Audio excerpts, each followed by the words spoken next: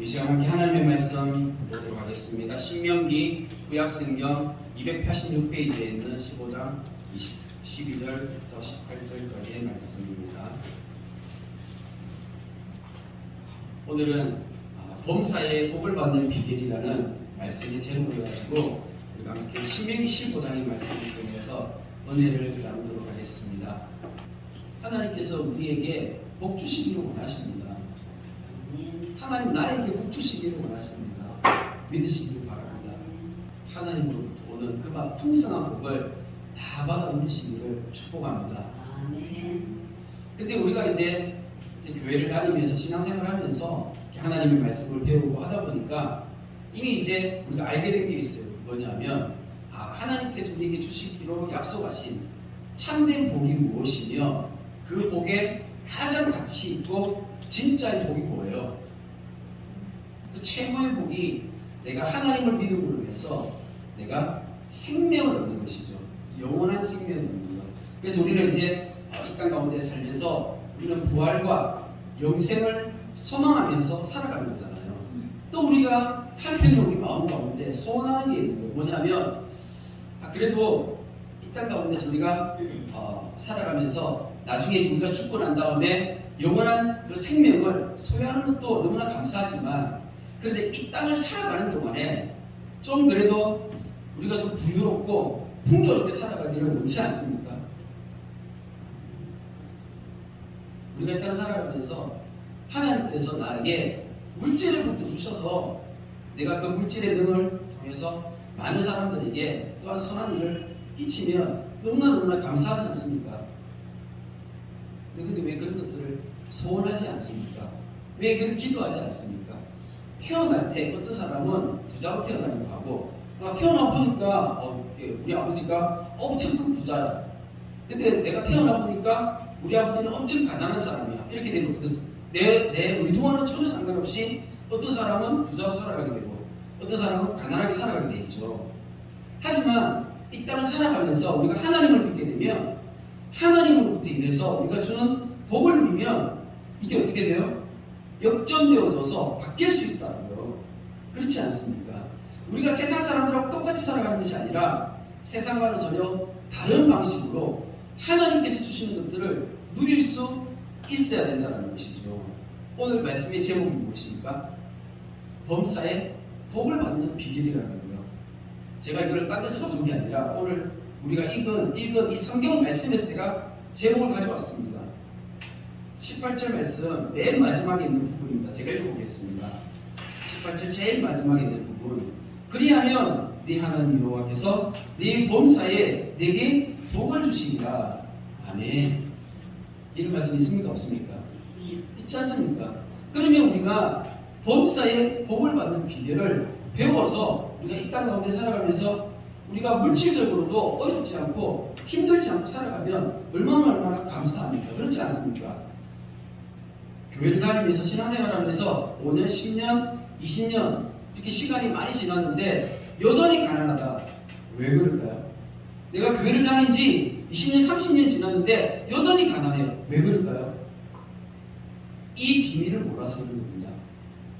그러면 이 비밀을 알아서 내가 예수님 믿고 난 다음에 처음에는 내가 가난한 사람이었지만 내가 5년, 10년, 20년, 30년 내가 신앙생활하고 난 다음에 그렇게 시간이 많이 지났을 때에 내가 이제 풍요롭게 살아갈 수 있다면 그러면 이 비밀을 알고 하나님 나라 백성답게 살면서 이 복을 누리면 얼마나 좋습니까?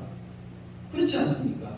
오늘 말씀을 통해서 이 비밀이 우리 한 사람 한 사람에게 다 전달되어지기를 소원합니다. 우리가 아까 읽지는 않았지만 15장 4절 5절 말씀입니다. 네가 만일 네 하나님 여호와의 말씀을 듣고 내가 오늘 내게 내리는 그 명령을 다 지켜 행하면 네 하나님 여호와께서 네게 기업으로 주신 땅에서 네가 반드시 복을 받으리니 너희 중에 가난한 자가 없을까? 아멘.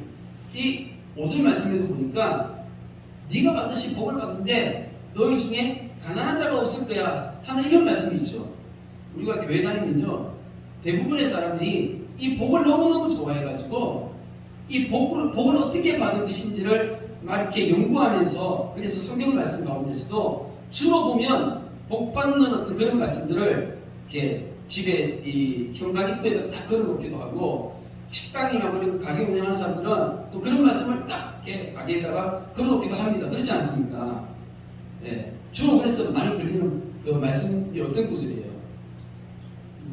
예? 네 시작은 미약하였으나 내 나중은 심히 창대하리라. 이런 말씀 이렇게 막 걸어놓잖아요. 근데 사실 그 말씀은 원래 그런 말씀이 아니고 욥이 한 말도 아니고 욥이 친구가 한 말인데 전혀 그런 의미가 아닌데 그 사실 욥을 비꼬면서 한 말이거든요. 비꼬면서 한 말을 딱 왜 그러래? 성경을 제대로 알지는 못하니까 엉뚱한 말씀들 그다 다 갖다 걸어놓고 그렇게 이제 그걸 무슨 그 말씀이 무슨 부족처럼 그 말씀 걸어놓으면 우리 집이 장사가 잘 될 것처럼 부족처럼 걸어놓는 거예요. 그래서 교회 안 다니는 사람도 그런 말씀 걸어놓는 거 제가 봤습니다. 그리고 또 이렇게 또 많이 또 걸어놓는 말씀 뭐가 있어요? 복 있는 사람은 악인에게를 좋지 않고 뭐 이런 말씀 10편 1편인데 이런 말씀이 그죠? 그 앞에 맨 앞에 복이 딱 나오니까 그런 말씀을 다 걸어놓습니다. 근데 진짜 우리가 이 땅 가운데 살아가면서 우리가 물질적인 풍요를 우리가 누릴 수 있는 그 비결을 주는 말씀이 어떤 말씀입니까? 그게 바로 신명기 15장에 있는 말씀입니다. 신명기 15장에 있는 말씀을 내가 이 말씀을 잘 깨닫고 이 말씀을 내가 지키면서 살아가게 되면요, 그러면 물질적으로 가난하지 않고 우리가 물질적으로 여유있게 살아갈 수 있습니다. 제가 신학교 입학한 지가 벌써 15년이 지났거든요. 제가 신학교 딱 들어가기 직전에 제가 했던 게 있었어요. 뭔지 아십니까? 제가 신학교 들어가기 직전에 했던 게 신용카드를 다 없애버렸어요. 이제 나는 돈 벌 일은 없으니까 이제 부자가 될 일은 별로 없을 것 같아가지고 그래서 이렇게 신용카드를 다 없애버려야 되겠다. 왜냐하면 함부로 썼다가는 나중에 망하는 수가 있기 때문에 다 없애버렸어요. 그리고 진짜 하나님의 말씀대로 살아가기 위해서 내 나름대로는 살았는데, 그런데 하나님께서 제가 그렇게 믿음으로 살려고 했던 그 시간 동안 하나님 저에게 복을 주셔서 내가 다른 사람한테 꾸어주거나 그냥 줄지라도 내가 다른 사람한테 돈을 빌리거나 내가 꾸지 않도록 하나님께서 지난 그 시간 동안 함께 해주셨습니다. 저는 이 말씀을 그대로 누리면서 살아왔어요.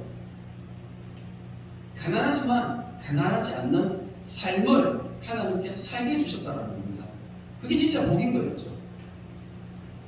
우리 성도님들도 이런 믿음을 통해서 함께 복된 삶을 누리며 살아가기를 축복합니다. 이 15장 이 5절 말씀을 보니까 네가 반드시 복을 받으리니 너희 중에 가난한 자가 없으리라 라고 말씀하셨어요. 그런데 분명히 앞에 말씀에 뭐라고 되어 있어요? 네가 반드시 복을 받으리니 너희 중에 가난한 자가 없을 거다 해놓고 뒤에 11절 말씀에 보니까 땅에는 언제든지 가난한 자가 그치지 않겠다라고 말씀하시는 거예요. 그럼 앞뒤 말씀이 맞아요, 안 맞아요? 이게 연결돼야 돼요. 말이 안 맞는 거잖아요. 아니, 너희 중에 가난한 자가 없다 했는데 뒤에는 가난한 자가 항상 그치지 않겠다라고 하면 말에 모순이 생기는 거잖아요. 왜 이런 말씀에 모순이 생길까요? 그 이유가 있는 것입니다. 그 이유가 뭔 것 같아요? 왜 이 말씀에 모순이 있을까요? 왜냐하면 하나님께서는 분명히 복을 받을 수 있는 비결을 말씀해 주셨는데, 근데 사람들은 어떻게 살아가는 거예요? 그 말씀대로 살지 않기 때문에, 그러니까 사람들이 복을 받지 못하니까 이 땅 가운데는 가난한 사람들이 여전히 남아있는 거예요. 왜냐하면 이 4절 5절 말씀에 보면 이렇게 되어 있어요. 분명히 뭐라고 되어 있냐면 이렇게 되어 있습니다. 내가 오늘 네게 내리는 그 명령을 다 지켜 행하면이라고 분명히 전제 조건이 달렸습니다. 그죠? 네가 다 지켜 행하면 그러면 네가 반드시 복을 받으리니 너희 중에 가난한 자가 없을 거야 라고 하나님께서 이렇게 말씀하셨어요. 그런데 이스라엘 백성들이 이렇게 살아야 합니다. 이스라엘 백성들이 이렇게 살지 못하니까 그 이스라엘 땅 가운데 가난한 사람들이 많은 거예요. 그러니까 하나님께서 이 말씀을 모세를 통해서 신명기에서 이게 지금 신명기 15장에 그냥 한 말씀으로 연결되어져 있잖아요. 그러면 이게 너무 이렇게 좀 화나는 거 아닌가요? 하나님이 우리한테 명령을 주시고 법을 주시려면 지킬 수 있는 것을 주셔야 되지, 지킬 수도 없는 것을 주시면 어떻게 해요? 됩니까? 안 됩니까? 하나님은 처음부터 아셨던 거예요. 이거를 어떻게 해요? 사람들이 지키지 못할 줄 아셨던 거예요. 그럼 이게 누가 지킬 수 있습니까? 믿음이 있는 사람인 거죠. 우리가 교회를 다니면서 예수님 믿으면 구원받는다고 하잖아요. 하나님 믿으면 구원받는다고 하잖아요. 하나님의 말씀을 믿으면 믿는 사람이 복을 받는 거예요. 그런데 교회를 다니면서도 하나님을 믿는다 하면서도 삶 가운데서는 전혀 하나님 믿는 그런 믿음이 없이 그냥 자기 생각대로 삶을 살아가게 되는 것이죠. 오늘 이 말씀이 깨달아지기를 축복합니다. 15장 1절 말씀에 이런 말씀이 있습니다. 뭐냐면 매 7년 끝에는 면제하라라고 되어 있어요. 복을 받는 비결에 대해서 하나님께서 지금 이제 이스라엘 백성들한테 이런 명령을 내리셨어요. 뭐냐면 사람들이 이제 이스라엘 백성들이 광야 40년을 지나서 가나안 땅에 들어가게 됩니다. 가나안 땅에 들어가게 되면 그 땅에서 이제 살게 될 텐데, 그런데 거기서 살다가 보면 거기서 이제 어떻게 살아요? 하늘에서 내리는 만나를 먹고 사는 겁니까? 아니면 그 땅에 들어가서 농사 짓고 사는 겁니까? 가나안 땅에 들어가게 되면 농사 짓고 사는 거예요. 그런데 어떤 사람은 농사가 잘 되고 어떤 사람은 어떻게 해요? 농사가 잘 안 되는 수도 있는 것이죠. 그리고 어떤 사람은 또 뭐 농사와 별개로 아파가지고 자기가 어떤 이게 가정의 불안으로 인해서 자기가 가지고 있는 재산을 다 허비할 수도 있고 막 그런 상황이 생길 수도 있잖아요. 그러다 보면 뜻하지 않게 어떻게 됩니까? 가난한 사람이 생길 수 있는 거예요. 그런데 가난하게 되면 부자에게 찾아가서 어떻게 해요? 도와달라고 손을 내밀면서 돈을 빌리게 되겠죠. 근데 돈을 빌렸을 때에 근데 빌려준 사람들에게 하나님께서 명령을 하시는 거예요. 뭐라고 명령하시는 거예요? 매 7년 끝에는 면제하라라고 얘기하시는 거예요. 매 7년 끝이 무슨 말이냐면 이 매 7년 끝이라는 말은 안식년을 얘기하는 것인데 이스라엘이라는 이 땅에는 안식년이라는 제도가 있어서 그래서 7년 그러니까 우리가 이제 그 교회에는 이제 오면 이제 주일 예배를 지키는 것처럼 이스라엘은 안식일을 지켰잖아요. 그렇게 일주일이 7일인데 그 7일째 되는 날이 안식일인 것처럼 7년째 되는 해 이스라엘 백성들이 그 가나안 땅에 들어가서 농사 짓고 난 다음에 7년째 되는 그 해가 안식년 해가 되는 거예요. 그러면 그 안식년 해에는 무엇을 할 수 없어요? 농사를 지을 수가 없는 거예요. 왜냐하면 그 땅을 쉬게 만들어야 돼요. 그러니까 이스라엘 백성들은 농사를 못 지으면 소득이 없기 때문에 그래서 자기가 돈을 빌렸을 때 소득이 없으니까 갚을 수가 없잖아요. 그러니까는 부자들에게 안식년에는 그것을 빚을 어떻게 다 탕감해 주라고 말씀하신 거예요. 그러면 부자들이 이렇게 했을까요? 안 했을까요? 물론 한 사람도 있고 하지 않은 사람도 있겠지만 한 사람이 많을 것 같아요? 안 한 사람이 더 많을 것 같아요? 안 한 사람들이 훨씬 더 많겠죠.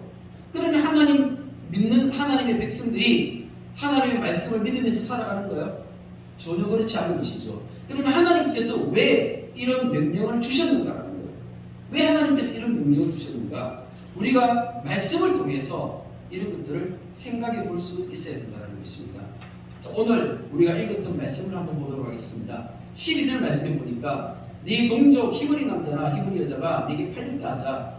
만 10세 동안 너를 섬겼거든 7째 해에는 너는 그를 놓아 자유롭게 할 것이요 라고 말씀하고 있습니다. 여기 7째 해가 나오지 않습니까? 여기서 7째 해는 안식년을 말하는 게 아니에요. 안식년을 얘기하는 것이 아니라 돈을 빌려가지고 돈을 갚지 못하는 사람이 그 주인에게 자기 스스로를 팔아서 종이 되는 거예요.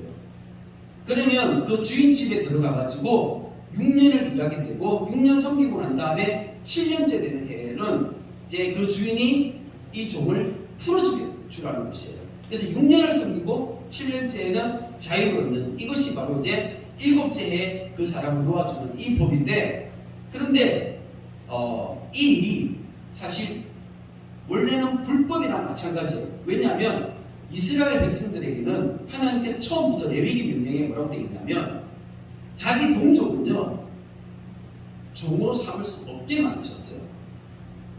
처음부터 원래 동족은 종으로 삼으면 안 되는데 사람들이 어떻게 하는 거예요? 불법을 저질러서 종을 삼는 거죠. 그러면 하나님께서 지금 뭐라고 말씀하시냐면 너희들이 불법을 저질러서 비록 너희 동족을 종으로 삼았던 그때라도 이제 어떻게 하는 거예요? 6년만 그렇게 섬기게 하고 7년째는 풀어주라는 거예요. 자, 그리고 13절 말씀에 그를 놓아 자유하게 할 때에는 빈손으로 가게 하지 말고 내 양무리 중에서와 타작마당에서와 포도주틀에서 그에게 후히 줄지니 곧 내 하나님 여호와께서 내게 복을 주신 대로 그에게 줄지니라 라고 말씀하고 있습니다. 주인이 이 종을 이제 7년째 되는 해에 풀어줄 때에 어떻게 풀어주라고요? 빈손으로 가게 하지 말고 후히 챙겨서 주라는 거예요. 사실 이 말씀은 어떤 말씀이냐면 후히 준다는 게 무슨 말이냐면 이 사람이 종이 나가서 이제 어떻게 되는 거예요? 그냥 나가면 아무것도 없으니까 다시 빚을 지게 되잖아요. 그러니까 이 사람이 후히 준다는 것은 이 사람이 스스로 자립하여 설 수 있게끔 도와주는 거거든요. 처음부터 주인은 이런 마음을 품으라는 거죠. 처음부터 이런 마음을 품으라는 거예요.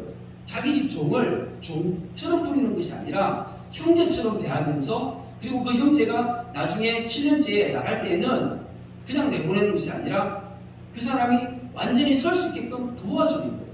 이게 쉽습니까? 그런데 하나님께서 그 이유를 분명히 말씀하셨습니다. 너는 애국 땅에서 종되었던 것과 네 하나님 여호와께서 너를 속량하셨음을 기억하라. 그것으로 말미암아 내가 오늘 이같이 네게 명령하노라라고 말씀하시는 거예요. 하나님께서 이렇게 말씀하시는 근거가 분명히 있는 거죠. 왜 이렇게 말씀하신다고요? 내가 옛날에 애국 땅에서 노예 생활했는데 그런데 그때 하나님께서 나를 도우셔서 애국에서 나를 풀어주시고 이 가나안 땅으로 인도하셔서 나를 자유롭게 자유인 되게 하셨기 때문에 내가 그것을 기억하는 거예요. 내가 그것을 기억하기 때문에 내가 이 일을 한다는 것입니다. 이 말씀이 그대로 와닿습니다. 그러면서 16절 말씀에 종이 만일 너와 네 집을 사랑함으로 너와 동거하기를 좋게 여겨 내게 향하여 내가 주인을 떠나지 아니하겠노라 하거든. 이게 또 무슨 말씀이에요? 종이 7년째 내가 되면 이제 나가야 되잖아요. 나가야 되는데 주인이 후하게 이거를 쳐줘요. 나가서 자립할 수 있도록 도와줘요. 그런데 종이 나는 못 나가겠다 라고 얘기하는 거예요. 왜 못 나갈까요? 왜 안 나간다고 할까요? 여러 가지 이유가 있습니다. 예를 들어서 어떤 이유가 있냐면 자기가 이제 종이 되고 난 다음에 결혼을 했어요. 주인이 자기 집에 있는 요종을 그 남종과 붙여줘가지고 결혼을 해가지고 그래서 자녀를 낳았어요. 그랬을 경우에는 이 사람이 나중에 7년째가 되어서 나갈 때에는 혼자 나가야 돼요. 자기 아내와 자녀를 데리고 나갈 수가 없는 거예요. 그랬을 경우에 자기가 그 아내와 자녀를 사랑해서 그냥 영원히 주인의 종이 되겠노라 할 때에 그럴 때 나가지 않겠다라고 얘기할 수가 있고 또 다른 이유는 어떤 이유가 있냐면 이런 거죠. 뭐냐면 이 종은 그냥 주인의 집에서 밥만 축내는 종, 능력이 부족한 종 이런 종이 있을 수 있잖아요. 그렇지 않아요? 밭에 나가서 일을 하는데 남들은 하루 종일 일을 하면 저기까지 이만큼 이렇게 나가서 이렇게 밭을 갈 수 있는데 이 사람은 가가지고 요만큼밖에 밭을 못 가요. 그럼 어떻게 해요? 주인 입장에서는 얘는 7년 돼가지고 내보내는 게 훨씬 어떻게 해요? 낫잖아요. 그런데 이런 종은 어떻게 해요? 자기 스스로를 아니까 뭐라고 얘기해요? 저는 주인님이 좋습니다 하면서 주인 집에 붙어 있는 거예요. 그럼 주인 어떻게 해야 돼요? 주인 어떻게 해야 됩니까? 주인은 데리고 살아야 되는 거예요. 그러면 이 법은 도대체 누구를 위한 법이에요, 이게? 17절 말씀에 송곳을 가져다가 그의 길을 문에 대고 뚫어라. 그리하면 그가 영구히 내 종이 되리라. 내 요종에게도 그같이 할지니라. 라고 하면서 이 영구히 종이 되는 법이 있는데 이 귀를 뚫는 거예요. 왜 귀를 뚫냐면 소리를 우리가 어떻게 해요? 그 명령을 귀로 듣잖아요. 귀로 들으니까 이 귀에다가 이 귓구멍을 뚫어서 송곳을 가지고 귓구멍을 뚫어서 귀걸이를 다는 거죠. 그렇게 해서 이제 내가 영원히 주인의 종이라는 것을 표시하는 것입니다. 앞으로 영원히 주인의 말씀을 듣겠다라는 그러한 내용인 것이죠. 18절 말씀에 그가 6대 동안 풍분의 삭새 배나 받을 만큼 너를 섬겼은즉 너는 그를 놓아 자유하게 하기를 어렵게 여기지 말라. 그리하면 네 하나님 여호와께서 네 범사에 내게 복을 주시리라. 아멘. 하나님께서 이렇게 말씀하셨습니다. 그리하면 네 하나님 여호와께서 네 범사에 내게 복을 주시리라 라고 말씀하셨습니다. 그럼 이스라엘 백성들이 이 말씀을 잘 듣고 이 말씀 따라서 복을 받아 누림에 살았습니까? 아니면 이 말씀 따라 살지 못해서 복을 누리지 못했습니까? 너무나 안타깝게도 이스라엘 백성들은 이 말씀을 그대로 지키지 못했습니다. 잠언 30장 7, 8, 9절 말씀인데 이 말씀이 너무 화 와닿는 거예요. 제가 한번 읽어드리겠습니다. 내가 두 가지 일을 주께 구하였사오니 내가 죽기 전에 내게 거절하지 마옵소서. 헛된 것과 거짓말을 내게서 멀리하옵시며 나를 가난하게도 마옵시고 부하게도 마옵시고 오직 필요한 양식으로 나를 먹이시옵소서. 이 말씀이 너무 화 와닿는 거예요. 제가 그래가지고 대학교 다닐 때 제 책상에다가 제가 아크릴을 가지고 액자를 만들었어요. 그래서 이 말씀을 다 적어놓고 제가 이 말씀은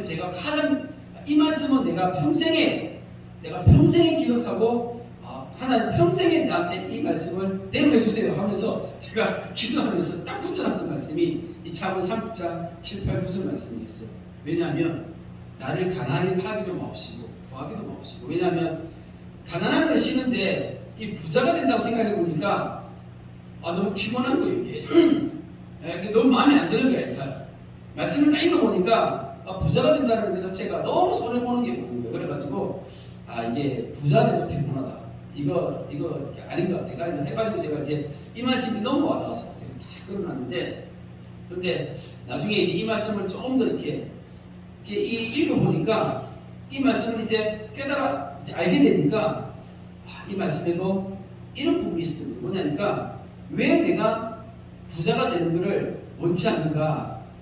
왜 부자가 되는 걸 원치 않는 거예요? 그 이유가 뭐냐니까 혹 내가 배불러서 하나님 부른다. 여호와가 누구냐 할까라는 그 이유 때문에 사실 이 잠언의 말씀에서 아굴이라는 사람이 이렇게 얘기하는 거거든요. 내가 돈이 너무 많아져서 이 땅 가운데서 너무 부유하게 살면 내가 기도하지 않게 되고 내가 예배하지 않게 되고 하나님 앞에 내가 나아가지 않게 되니까 하나님 섬기지 않으니까 내가 하나님 떠날까 싶어서 그래서 내가 차라리 내가 부자로 하나님 떠나서 하는 것보다 내가 그렇게 되지 않는 것이 낫다라고 이렇게 이야기하는 그 말씀이 깨달아지더라고요.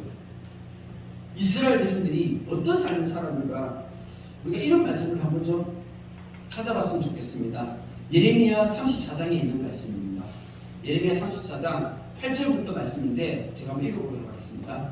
시드기야 왕이 예루살렘에 있는 모든 백성과 한 가지로 하나님 앞에서 계약을 맺고 자유를 선포한 후에 여호와께로부터 말씀이 예레미야에게 임하니라.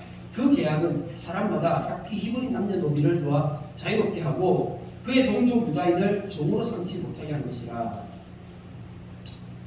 조금 전에 우리가 신명기 15장의 말씀을 읽었잖아요. 신명기 15장 말씀은 언제쯤 말씀이에요? 이스라엘 백성들이 광야에서 가나안 땅에 들어가기 전에 그 광야 이제 그 마지막 끝자락에서 이스라엘 백성들에게 모세가 죽기 전에 마지막으로 설교하면서 주신 말씀이거든요. 그런데 이스라엘 백성들에게 마지막으로 준 그 말씀의 그 명령 가운데 이런 말씀이 있었는데, 그런데 오늘 이제 이 예레미야 34장에 있는 말씀은 이게 언제 말씀이에요? 이스라엘 백성들이 망할 때 말씀이에요. 망할 때 말씀. 그러니까 시드기야 왕이 언제쯤 왕이냐면 이스라엘이 이제 그 북이스라엘과 남유다로 나뉘어지고 난 다음에 남유다 왕국이 바벨론이 쳐들어와서 망했잖아요. 그 망할 때 그 왕 이름이 뭐예요? 누가 쳐들어왔어요? 너부갓네살 왕이 쳐들어와서 남유다 왕국이 망했습니다. 그 망할 때 왕이 누구예요? 시드기야 왕이에요. 시드기야 왕 때 이 남유다 왕국이 멸망하는 거예요. 왜 시드기야 왕 때 멸망하겠죠? 이름 아시잖아요. 시들시들하다가 이렇게 망한 거잖아요. 그래가지고 시드기야 왕 그렇게 배우면 되게 편합니다. 이 시드기야 왕 때 시들시들하다가 망했는데 왜 망했냐? 그러니까 예레미야 선지자가 계속 예언 하나님의 말씀을 대언을 했잖아요. 바벨론이 쳐들어와서 멸망할 거다. 그런데 진짜로 바벨론이 쳐들어와가지고 예루살렘이 이렇게 삥 둘러싸인 거예요.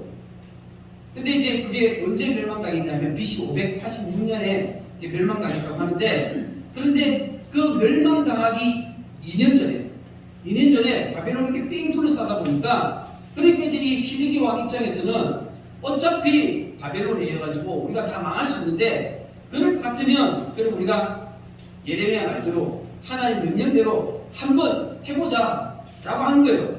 그동안 못했던 거 한번 해보자 해가지고 했던 게 뭐냐면 하나님 앞에서 계약을 맺는 거죠. 그래서 그 계약이 뭐냐면 히브리 남녀를 다 놓아서 자유롭게 하는 거예요. 이 말이 무슨 말이에요? 그동안 6년 지나고 난 다음에 7년째 풀어줬다는 거예요? 안 풀어줬다는 거예요? 안 풀어준 거죠. 한번 노예로 삼으면, 종으로 삼으면 그냥 다 이렇게 종으로 삼았는데, 그렇게 종으로 삼다가 이번에 한번 하나님 앞에서 마지막이니까 어차피 죽기 아니면 살기니까 한번 우리가 한번 해보자는 거죠. 이렇게 하니까 어떤 일이 발생해요? 어떤 일이 발생했을까요? 진짜로 이렇게 포위했던 그 바벨론이 물러가는 거예요. 왜냐하면 그 밑에서 애굽이 군대를 이렇게 올라왔거든요. 군대를 이렇게 올라오니까 그 바벨론이 애굽과 이렇게 전쟁하기 위해서 이렇게 물러가는 거예요.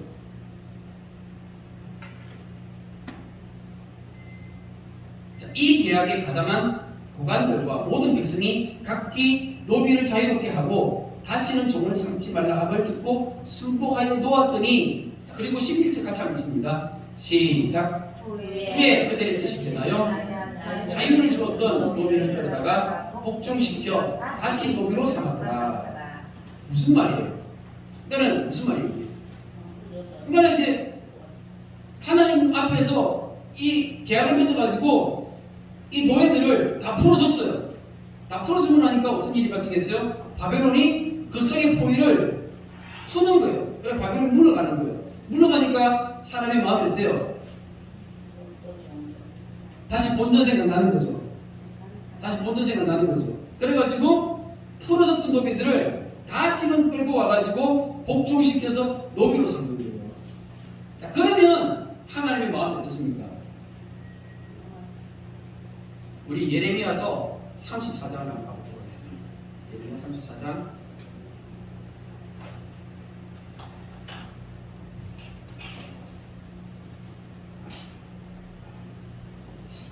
예레미야 34장 12절 말씀 같이 한번 한 목소리로 읽도록 하겠습니다. 34장 12절입니다. 시작. 그러므로 여호와의 말씀이 여호와께로부터 예레미야에게 임하니라 이르시되 아멘. 그러니까 하나님 입장에서는 이때 하나님이 등장하셔야 돼요. 안 등장하셔야 돼요. 상황이 우리 성도님들이 생각해도 하나님 입장이면 어때요? 기분 나쁘겠죠. 니들이 분명히 내 이름으로 내 앞에서 계약을 했는데 어떻게 된 거예요? 화장실 들어갈 때 마음이랑 나올 때 마음이 달랐다고 하면서 하나님께서 화가 난 모습으로 나타난 그 말씀이 그대로 표현되어 있는 거예요. 그래서 12절 말씀 보니까 그러므로 여호와의 말씀이 여호와께로부터 예레미야에게 임하니라 하면서 여호와께로부터, 그러니까 여호와 이름이 두 번이나 반복해서 나오는 거예요. 말씀을 통해서 하나님의 그 마음과 하나님의 그 심정을 우리가 알 수 있어야 된다는 것입니다. 우리가 잘 아는 말씀입니다. 마태복음 6장에 있는 말씀인데 우리가 주기도문을 할 때 12절 말씀에 우리가 우리에게 죄 지은 자를 사해 준 것 같이 우리 죄를 사해 주옵시고 라고 하잖아요. 우리 잘 아는 이제 이 내용인데, 그런데 여기 죄 지은 자, 죄라는 단어가 사실 헬라어 원문으로 보면 빚이라는 단어예요. 그래서 죄 지은 자가 아니고 빚진 자예요. 빚진 자, 내가 내게 빚진 자를 사해 준 것 같이 하나님 내 빚을 사해 주십시오라는 거예요. 내 빚이 뭐예요? 내가 하나님께 뭔 빚을 졌는데요? 하나님 앞에 죄 지었잖아요. 그렇죠? 그래서 죄와 빚을 주기도문에서 우리가 번역을 할 때 동일시해서 지금 의역을 해가지고 죄 지은 자 이렇게 번역을 했는데, 사실 이게 빚과 죄가 같은 의미거든요. 우리가 이 땅을 살아가면서 비치지 않기를 원합니다. 그런데 어떻게 하면 우리가 비치지 않고 살아갈 수 있을까요? 우리가 어떻게 하면 비치지 않고 살아갈 수 있을까요? 이게 중요하지 않습니까? 오늘 말씀의 제목이 뭐였습니까? 범사의 복을 받는 비결입니다. 근데 이 범사의 복을 받는 비결이 다름이 아니라 우리가 이 땅을 살아가면서 물질적으로 내가 이제 다른 사람에게 꾸지 않고 오히려 내가 꾸어줄 수 있는 그런 사람이 되는 거예요. 어떻게 하면 이렇게 살아갈 수 있을까요? 오늘 말씀을 통해서 우리가 이 비결을 발견할 수 있어야 되는 것입니다. 24절 잠언 11장 24절 말씀입니다. 헛된 부자여도 더욱 부하게 되는 일이 있나니 과도히 아껴도 가난하게 될 뿐이니라. 부재를 좋아하는 자는 풍족하여질 것이요 남을 윤택하게 하는 자는 자기도 윤택하여집니다. 아멘. 성경에서 우리에게 가르쳐주는 말씀이 있습니다. 뭐냐면 내가 먼저 내 것을 나누어 보라는 거예요. 우리가 많이 가지고 적게 가지고 그게 중요한 것이 아니라 내가 비록 지금 가진 것이 적어도 내가 지금 가진 이 적은 것을 가지고 나누어 보는 거예요. 이 나누어 주는 이 삶을 살다 보면 그러면 어느 순간인가 내가 하나님 앞에 이 믿음으로 살았을 때 5년, 10년, 20년, 30년 시간이 지나고 나면 어느덧 나는 내 빚은 다 탕감받고 그리고 나는 언제부턴가 다른 사람에게 나누어 주면서 사는 그런 사람으로 변모해 있는 거예요. 이걸 믿으시기 바랍니다. 이게 진리예요. 그런데 우리는 이렇게 살지 못하는 거예요. 왜? 우리는 이 땅을 살아가면서 하나님의 셈법으로 살아가는 것이 아니라 사람이 만들어 놓은 그 사람의 셈법으로 살아가기 때문에 그런 거예요. 셈법을 다르게 하는 거예요. 셈법을 바꿔야 돼요. 사람의 셈법이 뭐예요? 사람의 셈법. 이 사람의 셈법은 내가 다른 사람에게 뭔가를 빌려줬을 때, 꾸어줬을 때 내가 이 빌려준 돈을 누구한테 받아야 돼요? 내가 빌려준 그 사람한테 내가 받아야 되잖아요. 그런데 하나님의 셈법은요. 내가 이 사람한테 내가 돈을 빌려줬어요. 그런데 이 돈을 누구한테 받는 거예요? 하나님한테 받는 거예요. 이게 쉬워요, 어려워요? 이게 믿음이 있는 사람이 할 수 있는 거예요. 우리가 믿음으로 구원받는다, 믿음으로 산다는 게 이건 거예요. 이 믿음이 있어야지만 이 복을 받아 누릴 수가 있는 거예요. 삶을 바꿔야 되는 거예요. 그러면 하나님께서 나에게 내가 준 것을 그대로 나한테 하나님께서 갚아주시는 겁니다. 내가 이 사람한테 빌려줬다고 내가 이 사람한테 빌려주는 게 아니라 하나님부터 받는 이 훈련이 되어지기를 축복합니다. 그러면 하나님의 셈법, 사람의 셈법, 이 놀라운 비밀 가운데서 하나님의 은혜가 있을 줄 믿습니다. 사랑의 하나님 감사합니다. 오늘 말씀처럼 주님 우리가 범사의 복을 받기를 간절히 소원합니다. 우리가 예수님을 믿었지만 교회를 다니면서 우리가 믿음 생활하며 신앙 생활하지만 그러나 여전히 우리 안에 있는 주님이 가난의 굴레들이 있을 때가 있습니다. 하나님 은혜를 베풀어 주시되 우리 주님의 교회가 오늘 이 말씀을 통하여 깨닫고 이제 새로워지고 변화되어져서 우리 주님의 교회에 이 하나님 나라가 온전히 임할 수 있는 은혜를 더해 주시기를 간절히 소원합니다. 하나님 우리 주님의 교회는 이 말씀을 이루는 아름다운 하나님 나라 되어지게 하여 주시옵소서. 감사를 드리오며 살아계신 예수 그리스도의 이름으로 기도드립니다. 아멘.